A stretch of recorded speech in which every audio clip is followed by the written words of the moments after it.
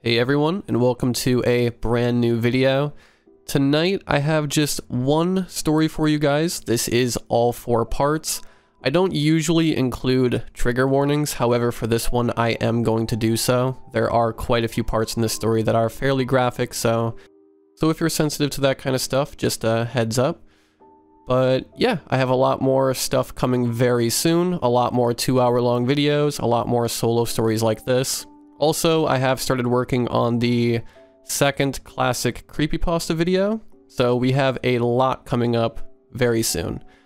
But yeah, I'll stop rambling. Please be sure to drop a like if you enjoy. And as always, I hope you all have a great night.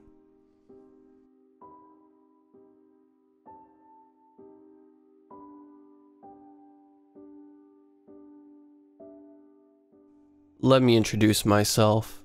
My name is Angelica, and I'd rather not tell you my true last name. Just call me Angie Weathers. I always liked that last name anyway. And all my family calls me Angie. I'm 16. I live in a very small farming community called Olive Grove. I won't tell you exactly where that is either, but it is in the southern United States. Not much happens here, and the only thing that there is to do for teens is go to school. Where I do live in the south, sadly we do not tip cows in our spare time like they do in the movies. Sorry. Nobody really knows who my family is simply because we live in such a secluded way. I have a few other siblings, even nieces and nephews, but we never really leave the farm because we have always been homeschooled. The only thing the town really knows is that we run the best pig farm in our region, and the rumors they create don't even begin to come close to what really happens. On a regular day, I usually go help around the farm with the animals. I milk the cows and the goats, and I feed the few cats and dogs that we have for catching mice. The only animals I try not to help out with are the pigs. That's usually what my brother does. But our dad decided today would be a good day to force me to do it. Angelica! I open my eyes and groan at my mom yelling at me for the 3rd time. Get out of bed and come down here. Your father said you need to feed the pigs.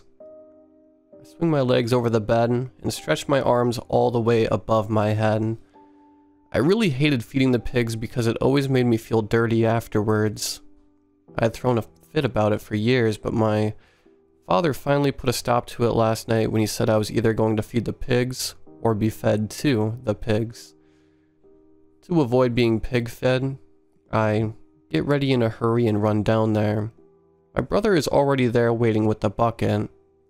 Took you long enough? He says while looking at me with a look of shame on his face. Not all of us are twisted individuals, Elijah. I say while snatching the bucket away from him. I quickly regret snatching it when I almost spill the contents of the bucket on my legs. He snickers at my look of disgust as I put on the latex gloves I brought from the house. Make sure you don't waste it. Dad took a while to flatten up old Betty for them. I was hoping we'd have her for ourselves, but you know how Dad is. The other scraps are on the table in the barn. He salutes me and then walks back toward the house. I try my best to ignore his comment and the feeling of dread in my stomach as I feed the pigs. This is normal meat. Nothing is wrong with this meat. It's just normal food for the pigs. I repeat this mantra over and over to try and calm myself down, but my hands get so shaky that I almost spill the bucket on my legs again. I stop for a second, take a deep breath, and chuck the whole bucket in. I watch as the pigs fight over the scraps, and then I quickly run to the water hose to scrub my hands. I douse them in some Dawn dish soap I grabbed earlier from the house, and I practically scrub the top layer of skin on my hands and arms off. I forgot to mention that feeding the pigs is a 2-part job, but I find the second part way more enjoyable. I actually try to do this part as often as I can, but my brother tends to be stingy with it. My dad also found it unfair that I refused to feed the pigs but begged to do this. But, as I told my brother, not everyone in the family is a sick and twisted individual. I walk deeper inside the barn, towards the back, and move aside the hay covering the door and the floor. I grab the plates of leftover dinner scraps my brother left on the table and head down the steep stairs. I am instantly greeted by muffled yells, and I yell a greeting towards the makeshift chain-linked cells against the right wall. There are 3 on the right wall, and 2 on the wall directly in front of the stairs. The room is longer than it is wide. Hey guys, it's just me. I wanted to bring you some food. Good stuff this time. But I'm sorry, it's only scraps. I turn on the overhead light and look at the faces staring back at me from their cells. 3 out of 5 cages full. Alex is on the left. He's 23 and he's been here almost 8 months. In the right cell is Miss Cora. I call her Miss because she's old enough to be my grandma. And she is the sweetest old black woman I've ever met. She's been here the longest at about 11 months. I think Dad has kept her here this long because of how sweet she is. The middle cell is where Celia is. She has only been here 3 weeks, so I don't know much about her. The others are still trying to convince her to trust me. I walked over to Alex's cage and take the rag out of his mouth. Thank God. I thought if I saw your brother's stupid smirking face one more time, I was going to off myself. He says while he rubs the lines left on his face from the rag. I take Miss Cora's out next after Celia backs away from me. Now Alex, honey, you know you can't be saying those types of things for your safety. Miss Cora kind of became Alex's temporary mother figure. Well, they have been trapped. You get pretty close to people if you're locked in cages with them. I walk towards Celia's cage again and put my hand through the small makeshift hole that each of their cages has. You can trust me. I won't hurt you like they will. Alex walks towards the fence wall he shares with her. She's telling you the truth. She's the only one of them that cares about us. I flinch at him including me in the them, but I wait patiently as Celia walks towards me. I carefully take the rag out of her mouth as she stares at me, doe-eyed. I promise I won't hurt you. I smile at her, and then I grab the scrap plates I had set down. Okay, so Mom made pork chops, string beans, and mashed potatoes last night. I tried to get you guys some good enough scraps, but you know how mean my brother can be. I ramble on while I grab the plastic plates and silverware I keep stashed in the shelves. He fed some of it to the dogs and he wouldn't even let me heat it up in the microwave. I'm just happy to have your mom's mashed potatoes again. And to have them on a plate kind of sucks when your brother just puts it in our hands, complains Alex. He can be such a dick. I say as I split the scraps evenly 3 ways. I hand each plate to them along with silverware. They immediately start chomping down. Ah, shoot. I forgot to buy you guys some more napkins. I smack myself on the forehead at my own forgetfulness. Oh no, baby. What you do for us is already enough, says Miss Cora. I smile at her, and we sit in silence for a few minutes while they eat. Celia starts staring at me when she finishes eating, but I ignore her until the others are done eating. She waits until I make eye contact with her before speaking. I don't get it. Why do you do this? Do what? Feed you? My parents tell me to. I would feel bad if I didn't anyway. I just put it on paper plates because you're humans. Oh, you don't have to tell us we're humans. She rolls her eyes as she says this. If you really felt like we were humans, we wouldn't be locked in a cage. Why are we even here anyway? Alex looks down at the floor as Miss Cora looks sadly at me, waiting for me to respond. I don't know what to say, however, so I stay silent. Well, are you going to answer? I can't get a word out of these two about it, and I know they know. Am I going to die or not? I'm a big girl. I can take it. Not like being here is any better than death. I say the only thing I know to say. I don't know what my father wants to do with any of you for sure. There could be any number of possibilities, but I don't have the heart to tell you any of them. I never find out what his decisions are until they happen. And I don't know how he makes them. The only thing I know to do is make you feel better about being here. She laughs at my response, her eyes now far from the doe eyes she had earlier. Feel better? Look, little girl, I don't think there's any way to make me feel better about being in a cage. Alex quickly slams himself against the fence wall and grips it with his fingers. Hey, leave her alone. She can't help that we're in here. It's not her fault. She can let us out, yells Celia. Then she turns to me. Go on, let us out. All you have to do is open the cage and we all run. Stop yelling at her. Alex's fingers have started to turn white with how hard he is gripping the fence. Miss Cora has turned away from the screaming and sits cross-legged on the floor. Celia continues to scream at me. Alex continues to scream at her. And tears begin to flow down my face. I finally lose it. Okay, look. I can't let you out and I'm sorry about that. But that's just how it is. Why? Are you afraid he's going to kill you? Are you really going to put the lives of 3 people on the line for your own safety? She stares at me with her hands on her hips. I reach into my back pocket and pull the old flip phone I've had since I was a little girl. It didn't work, but I kept it for one particular picture. I pulled that picture up and aimed it at Celia's face. She scrunches up her nose, which makes me want to punch her. Who am I supposed to be looking at? A picture of my older sister and I. An older sister I no longer have. When I was younger, she was supposed to be watching me. She fell asleep by accident.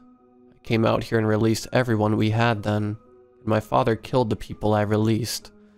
Along with her. Celia stares at me while she takes in my story. I can see some sort of remorse in her for a split second. But then she goes back to scowling.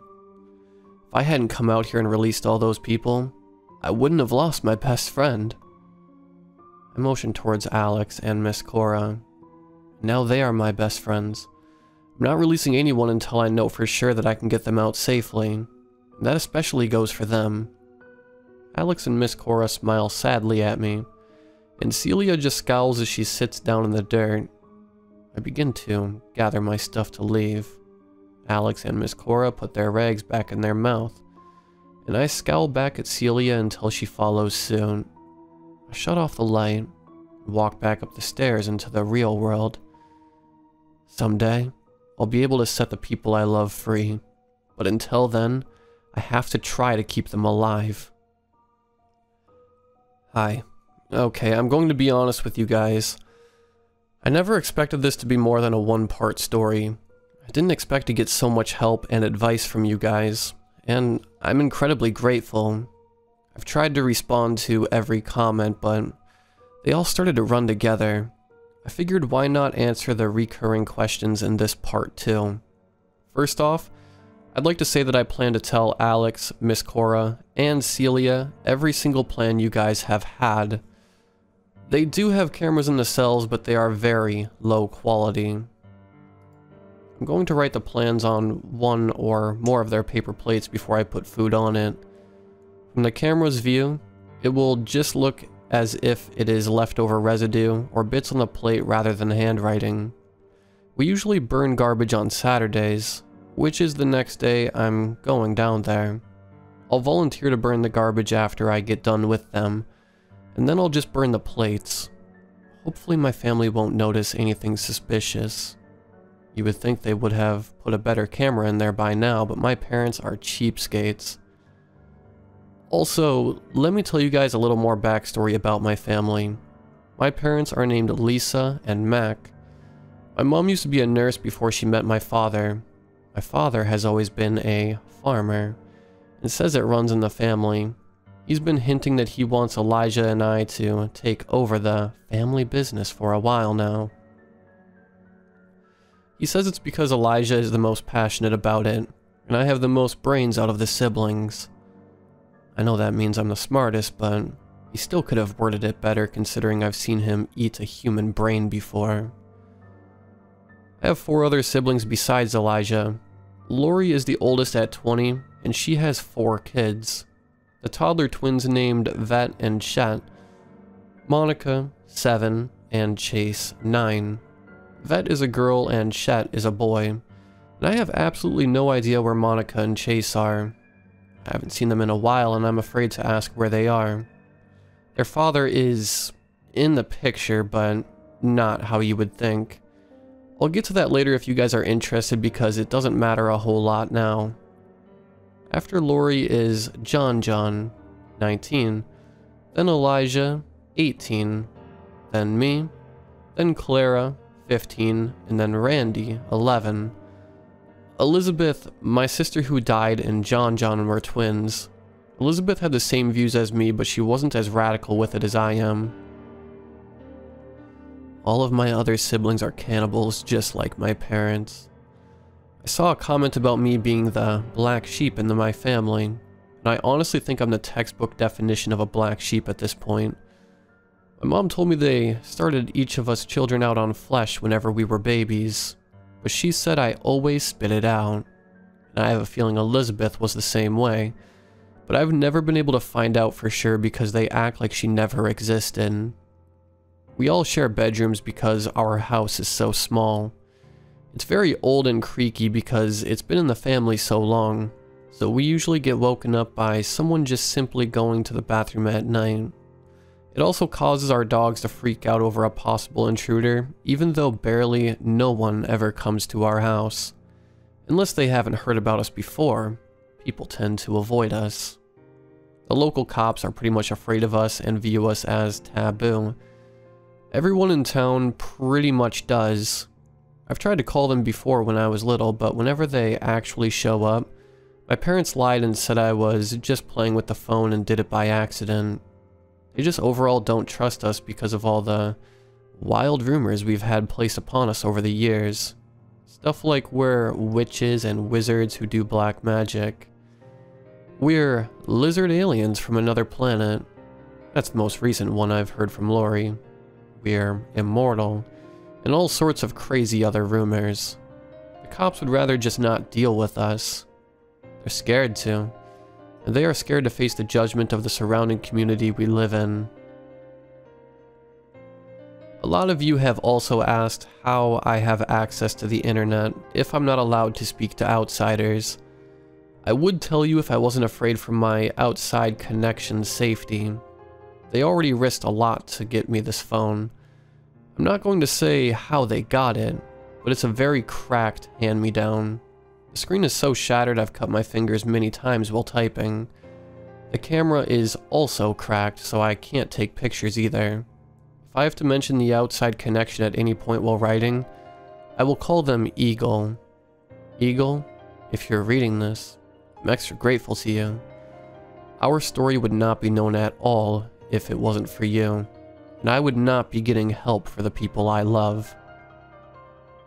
Now that I've cleared a few things up, I'm going to continue with what happened after I left the cells. Today is Thursday, and I won't be able to see them again until Saturday. I walk through the back door into the kitchen and I'm greeted by my dad. Ah, Angelica, sweetie. I'm so proud of you for finally facing your fears with the pigs.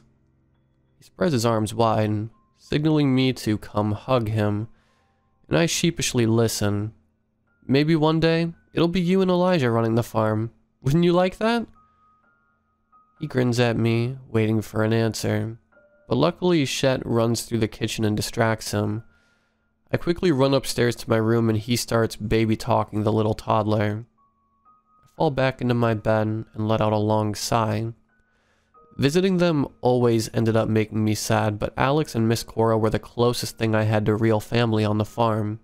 I wasn't too fond of Celia yet, but no one deserved what my father planned on doing to them, whatever that horror may be. I began to cry softly while memories of my sister drifted back to me. I was crying for a while, and at some point, I must have fallen asleep because the next thing I know, my brother is banging on the door to tell me it's dinner time. I slid off the bed and looked at my face in the mirror above my dresser. They would wonder why my eyes were so puffy. I guess I could lie and say it was allergies. I slowly shuffle down the stairs and into the dining room as my mother is setting a pot of spaghetti on the table. I sit down in my chair and try to tune in on the conversation Elijah is having with Dad. I think that one day, you could truly be a good man for the farm, Elijah. My dad says as my brother eats up the compliments. I rolled my eyes and looked past them at the 2 high chairs set up in front of the kitchen counter. In one of the high chairs sits Chet. He picks up his fork and pretends it's an airplane. His twin sister, Vet, starts clapping her hands and making train noises. My mom isn't the best homeschool teacher. Everyone starts plating their food, and as I'm about to as well, my mom stops me. Angie. I made you your own separate bowl. She scrunches up her nose as she says this and points towards the counter where a lone bowl sits. I know you're picky. It's cow meat. My youngest brother, Randy, scoffs, but he stops and apologizes when Dad glares at him. Angelica will come around. She just needs to stop spending so much time in the cells. He pinches my cheek as I sit down with my bowl of normal spaghetti. I push their bowl of spaghetti closer towards my mom across the table and she rolls her eyes in response. Okay guys, eat up. Whatever we don't eat is going to the pigs, says my mom as she picks up a bite of her food with her fork. After dinner, I head back to my shared room and start on a new book I've been meaning to read. I'm about 30 pages in when Elijah knocks on my door. Instead of waiting on me to say he can open the door, he does it as soon as he finishes knocking. I put my book down and glare at him for interrupting me. What do you want, Elijah? I thought you were helping Lori bathe the babies. Mom said she'd help her. She told me to come see what you're doing. He walks slowly inside of the room while he scans everything like he's looking for something. He sits down beside me on the bed and I glare even harder at him. Y'all's room is always so boring. All you ever do is read and worry about those stupid people. His comment makes me incredibly angry, and I sit up in bed so fast that I knock my book to the floor. The hardcover smacks against the floor, causing one of the babies to start crying in the bathroom next door. They're not stupid, Elijah. They're human beings, just like you and me. How would you feel if someone bit a chunk out of your leg? I would take it as a compliment because that means I'm tasty, he says with an unnerving grin on his face. I roll my eyes at him and reach down to pick up my book. I jerk back up as I feel his fingertips glide up my thigh and stop just halfway to my crotch. I swat his hand away and try to push him off of my bed, but he grabs my arms and pins them down. What are you doing? I yell as I squirm to get free and even try to bite him, but he pins one of his arms with his knee and uses his now free hand to cover my mouth with a pillow. Dad wants us to take over the farm someday. I don't get why he wants you to help me run it, but you know what we have to do. Why not get a head start on it? He smirks at me and starts to lean towards my neck. Before he can do anything, I knee him in the groin and roll him off of me.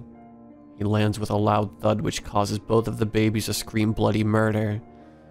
Our older sister Lori runs into the room, eyes like a deer in headlights. What the hell are you two doing? You keep scaring Shet and Vet.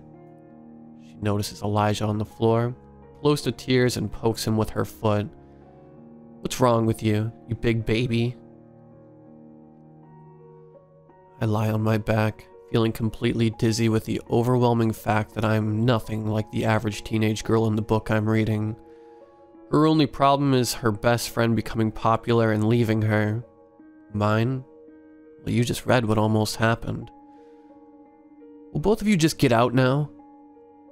Lori looks at me like I just killed both of the twins while I grab another hardback book off my nightstand and launch it at Elijah's stomach. Elijah scowls at me, then gets up quickly and scurries out of my room, Lori retreating behind him. I grab both the books off the floor and place them on my nightstand. After closing the door, I climb under the covers, pull out my flip phone, and fall asleep staring at the picture of Elizabeth and I with tears running down my face. I swear on my life that I will set them free because I know she would have wanted me to. I'll let you guys know what happens whenever I can. Hey guys, so slight twist to the story. This is Alex typing right now. Angie wanted me to give you guys an update because she said she can't handle typing what happened out. To give you a quick summary, we're alive and okay. And by we, I mean Angie, Lori, Miss Cora, Celia, and I. They are all asleep while I'm typing this. We're in some rundown motel in a random country town. We can't give you our exact location for obvious reasons. We've been on the run for a few weeks now. We had to get rid of the old phone because we were afraid of being tracked. By the time we got a new burner phone though, Angie had forgotten the password to her Reddit account, but obviously she remembered it finally, so here we are. And boy are we glad to be out of that prison. Let me just tell you guys what happened. I by no means am a writer, so bear with me. Ignore any grammar mistakes I'll make, because I know there's going to be some. I swear once we get over all this crap, Angie needs to be a writer. So, Angie came down like she always does to bring us some food. And yes, she did write the advice you guys had on a paper plate. She somehow crammed all of it onto one, and I ended up getting it. I read her 2 past posts as well. Miss Cora, Celia, and I would like to thank you guys for all the helpful ideas you gave us. Anywho, let me finish the story. So we're sitting there eating. I'm taking my time eating so I can also discreetly read the ideas you guys had. That's when Angie's Neanderthal brother, Elijah, decides to make an entrance. I know Angie usually gives you guys a lot of dialogue, but I'm bad at remembering exactly what people said. I was also running off of pure anger and some adrenaline while this was happening. I'll do my best to remember it, but honestly, don't care if I get what he said wrong. He walks down the stairs and straight to Angie and says, "I've always loved you, Angie. Marry me so that we can make little incest babies and please our father." Then we all took turns projectile vomiting at him until he choked on it and died. Okay, no, that didn't really happen, but I've always known Elijah has some sick obsession with Angie. It's like he thinks she's trying to play hard to get or something, but really she just really isn't into incest. Because, you know, that's freaking weird. Angie is sitting there talking to us as we eat, and he's just watching like the creep he is. Of course we all awkwardly stop eating as soon as he begins to do this. I do my best to hide the plate so he doesn't see what's on it. Then he just walks over and starts playing with Angie's hair. Honestly, I'm so mad typing this right now that my hands are shaking. Just this feeling of pure rage came over me as I watched Angie's face contort into a face of pure disgust before she reached back and slapped his hand. Suddenly, everything gets very heated. He starts screaming at Angie. Angie starts screaming back. Then surprisingly, Celia starts screaming at him as well before I can pick Angie up.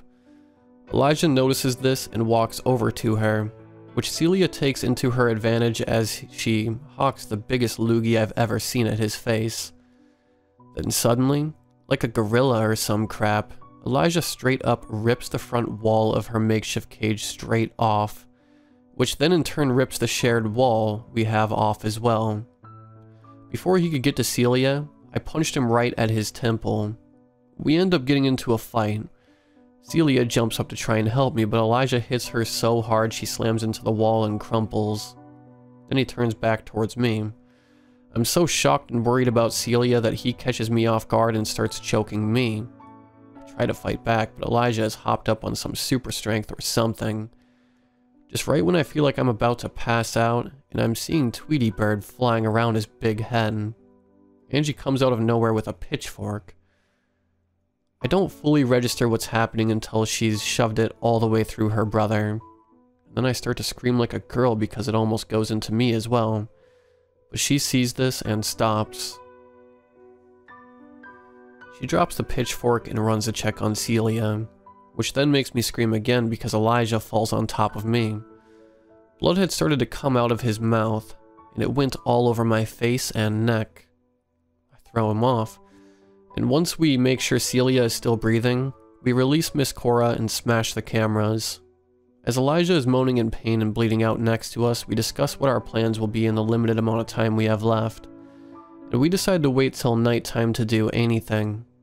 Angie had the idea to ask Lori if she wants to watch movies all night like her and Elizabeth used to. Before Elizabeth died, she explained how Lori was always whining about how Elizabeth had always been her favorite big sister. So it would make Lori happy. All she had to do was wait until Lori fell asleep and sneak out. She said Lori wouldn't suspect a thing. She said her family trusted Lori and that Lori trusted her. While we waited on Angie, Miss Cora and I made sure Celia was okay. She had been bleeding from her head from it being slammed on the wall, but we stopped the bleeding and bandaged it up with whatever we could find. She had woken up while we were cleaning her wound, but she wasn't talking a whole lot. The only thing she said was her head was hurting really bad, and we told her to try not to move too much. Angie brought a surprise with her when she came back down, though. Lori. She said Lori was leaving with us. I didn't think it was a good idea at all, but Angie promised Miss Cora and I that we could trust her. All they told us at the time was that Lori knew the code to the fence, and that she had taken the tracker out of her parents' car and stolen the keys. We can thank Lori for getting us out of there. We're still watching her and being cautious, but she doesn't seem sketchy yet. Lori and Angie contemplated burning down the house like many of you guys said, but the twins are what made them decide against it because she said she didn't want to bring the twins. She said one day she would get them back, and then they could burn down the house then. We'll just have to wait and see how that goes. I was the one who drove the car. Angie, Celia, and Miss Cora slept, but Lori decided to stay up with me. It was awkward and quiet at first, but she broke the silence by saying, "You know my first two kids?" I was kind of shocked by how random it was, but I said yes. They were our fathers. He didn't like how slow they were, even though that was his fault. I found out he ate them. Is that why you didn't want the twins either? I looked away from the road long enough to see her nod her head. I didn't know what else to say except, I'm sorry. We spent the rest of the ride making some small talk, but that doesn't really matter. That was a few days ago. We've since ditched that car and stolen a new one. We've also been trying to move around as much as we can because their parents have reported them as missing. They are saying I'm the kidnapper. Isn't that ironic? We're planning on getting a bunch of hair dye tomorrow. Gotta change our appearances. Celia is feeling a lot better. We were honestly worried we were going to have to take her to the hospital, but Miss Cora did some old school remedies, as she put it. Anywho, I'm about to crash, guys. Angie told me to wake her up before I fell asleep so she could watch Lori. Try to talk her into updating you guys in the next few days. Cross your fingers. If you guys have any questions or feel like something I said didn't make sense, please comment. I'm honestly half asleep while typing all this out, so there's bound to be mistakes. Peace out. It's Angie again. I'm sorry I haven't talked to you guys in so long. I didn't think everything would hit me this hard, but it's been a lot to process. Alex and Miss Cora have been helping me a lot. Celia and I don't get along too well, so she doesn't understand as well enough to know why this is affecting me the way it is. It's kind of ironic because apparently I don't know myself well enough either. I guess I should start where Alex left off. We have been traveling from hotel to hotel, trying to stay below the radar, and we even changed our appearances. We all dyed our hair. Well, everyone except for Celia. We had to do some sketchy looking stitches on her, so we couldn't really do much with her hair. She's healing well enough, but she's going to have a funky looking scar. Lori isn't with us anymore, but the twins are. Alex mentioned in the last update that she wanted to get the twins back, and of course I wanted to go back with her. She had been acting real weird on the way there. Alex was driving, Celia was asleep and Miss Cora had decided to stay back at the hotel rather than go with us. Lori spent most of the ride talking about old times, back whenever we were kids.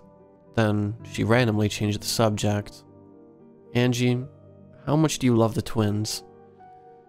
She glanced at me from the back seat of the car, and she made sure she caught my eyes to see my whole response to her question. I found this a very strange topic to change the conversation to, but I just turned it back on her. How much do you love them, Lori? She paused for a minute and then said, not enough.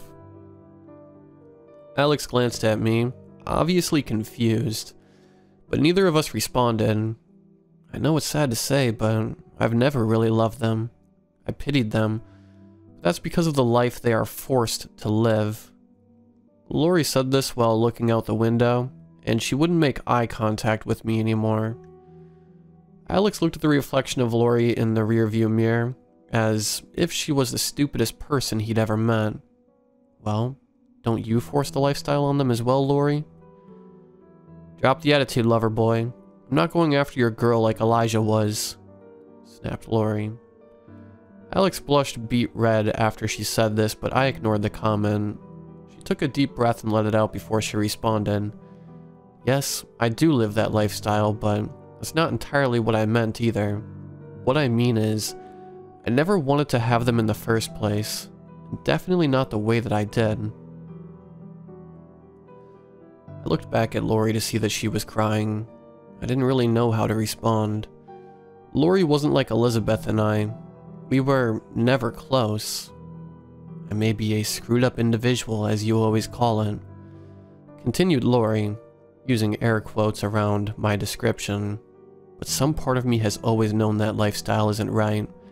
It's just become an addiction. But what our father has done and is forcing the others to do?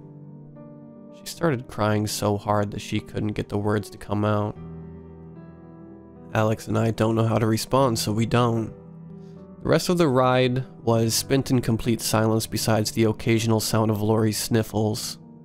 When we got a few miles away, we parked the car in some brush by the road so it was somewhat hidden. Since it was night, and there were never that many cars on the road even in broad daylight, we were completely alone. We got the gas cans out of the trunk out of the car and walked to the house.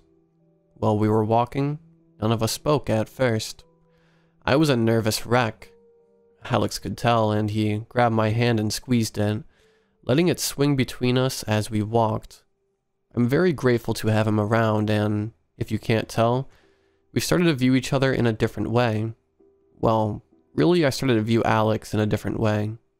He said he's always felt that way, but our situation wasn't exactly ideal for a healthy relationship.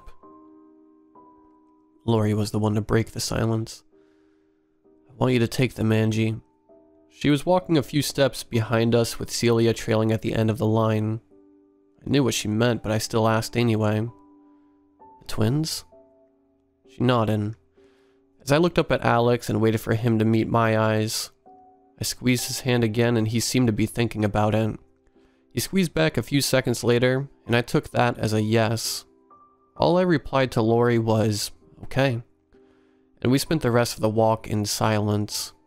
When we made it, Lori put in the code for the gate and we were in. Alex had the idea to bring dog treats to distract the dogs, plus they knew and trusted Lori and I. They barked a little bit, but luckily, they quieted when we gave them the treats.